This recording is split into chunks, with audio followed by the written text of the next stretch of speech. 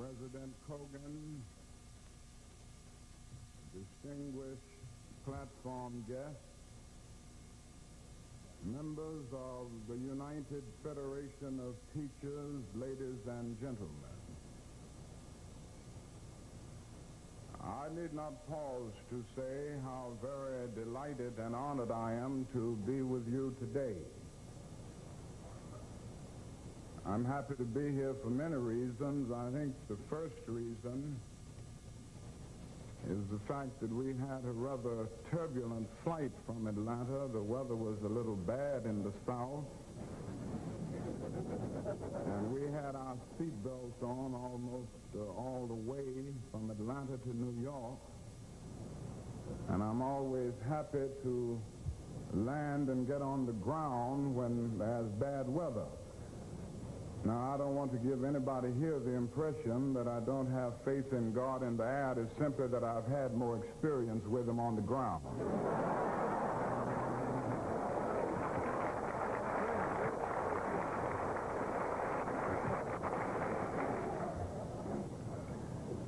Certainly, words are inadequate for me to express my great appreciation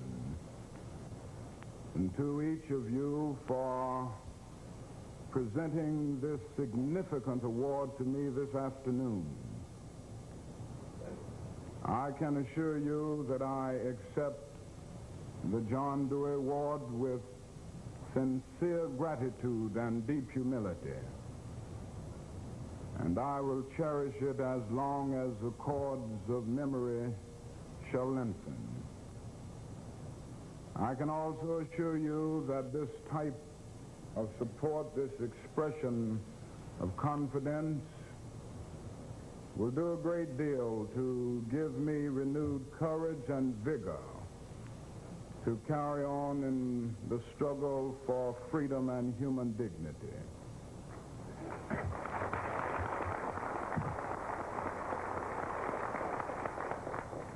I would like to think that in presenting this award to me, you are not really honoring me personally, but you are really honoring the hundreds and thousands of gallant and courageous people who are engaged in this struggle all over our country.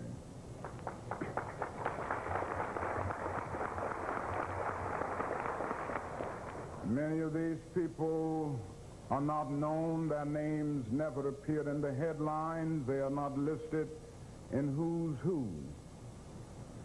But they are working in a most important way to make the American dream a reality. This great drama that has taken place on the stage of American history is not a drama with just one or two actors, but it is a drama of hundreds and thousands of actors, each playing his or her part very, very well. And so I accept this award on behalf of all of those individuals who are seeking to make our nation a better place in which to live. And through their humble yet determined efforts, they were able just last year to subpoena the conscience of a large segment of the nation to appear before the judgment seat of morality on the crucial issue of civil rights. Now, in receiving this award, I would like to say something about the past and present of our struggle. In a real sense, 1963 was the most significant year in the Negro's long struggle to gain freedom and justice. Exactly 100 years after Abraham Lincoln wrote the Emancipation Proclamation, Negroes wrote their own document of freedom in their own way. In 1963, the Civil Rights Movement for the first time conducted all its activities under the banner of nonviolent direct action. For the first time, it dared to challenge the colossus of segregation, Birmingham, Alabama. For the first time, Negroes conducted demonstrations in nearly 1,000 cities and towns. And in these engagements, more than 20,000 went to jail. Nothing in the Negro's history save the era of Reconstruction equals in intensity, scope, and power this matchless year of upheaval. The impact of this new strength means, among other things, that the civil rights issue can never again be thrust into the background.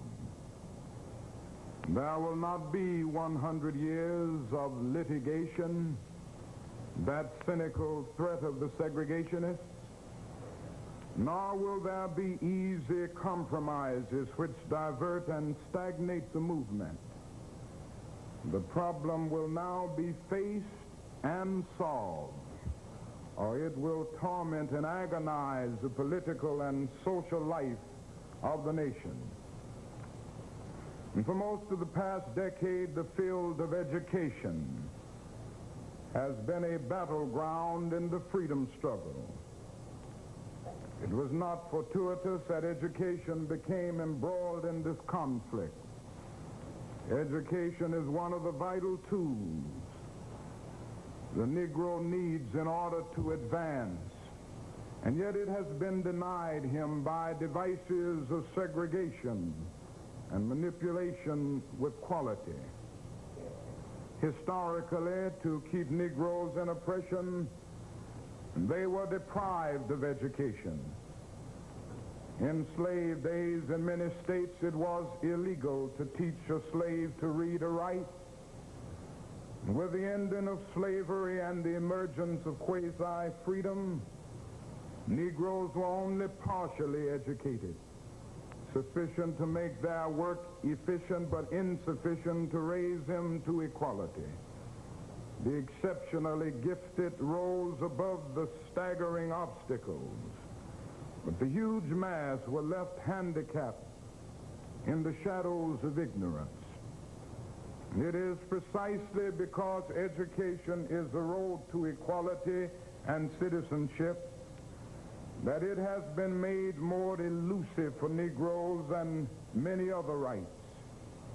The walling off of Negroes from equal education is part of the historical design to submerge him in second-class status. Therefore, as Negroes have struggled to be free, they have had to fight for the opportunity for a decent education. The problem would have been less complicated if other factors had not been present. First, education for all Americans, white and Negro, has always been inadequate.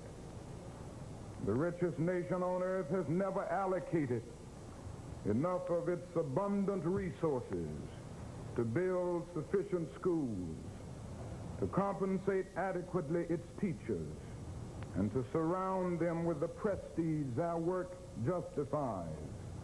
We squander funds on highways, on the frenetic pursuit of recreation, on the overabundance of overkill armament, but we pauperize education.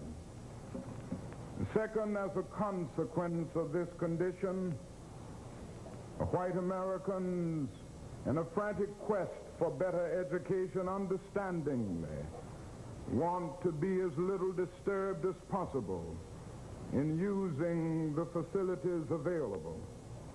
But we must face realities. While we are all deprived, white and Negro, teachers and students, by a backward social attitude toward learning, no one is more deprived than the Negro. His quest is literally a question of life or death. His children are not threatened merely with inconvenience, but by the frightful threat that they will be economically and socially useless. In a society requiring even higher standards of knowledge, the Negro is doubly handicapped by discrimination and lack of education. Among the realities we must face is that the past has presented a bill to the present. It will cost society far more than it has ever before expended to educate properly the whole population, white and Negro. As part of the bill, we will have to be prepared to pay teachers as professionals. The average income of lawyers is over $12,000 and that of doctors over $18,000 per year. The average of teachers should be no less, because their social contribution is certainly no less.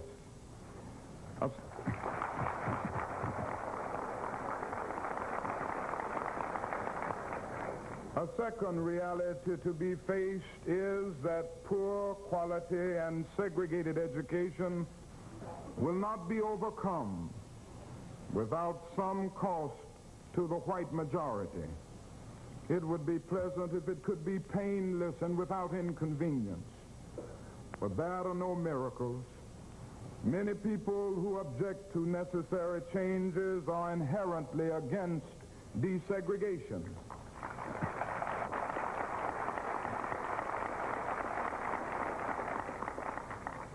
However, many others who have also opposed change are not for segregation. They are opposed to inconvenience for their children.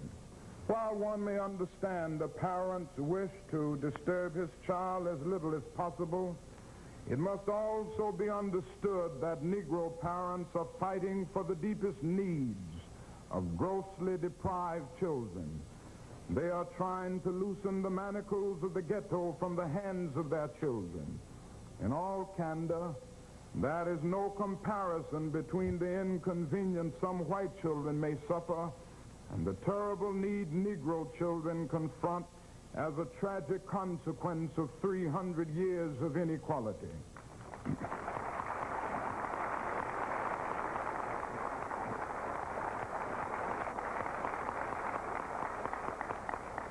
And I believe that the majority of the white population is not so self-centered that it will not meet the Negro halfway in communities such as this. There must be a resolution on the basis of equity and decency, because without it, the field of education will become embroiled in social turmoil from which none can benefit. The Negro has no room to make any substantial compromises because his store of advantages is too small. He must press unrelentingly for quality, integrated education, or his whole drive for freedom will be undermined by the absence of a most vital and indispensable element, namely learning. And so we must work vigorously and unrelentingly all over the nation to rid ourselves of every vestige of segregation. Segregation is not only sociologically untenable, segregation is not only politically and economically unsound. Segregation is morally wrong and sinful.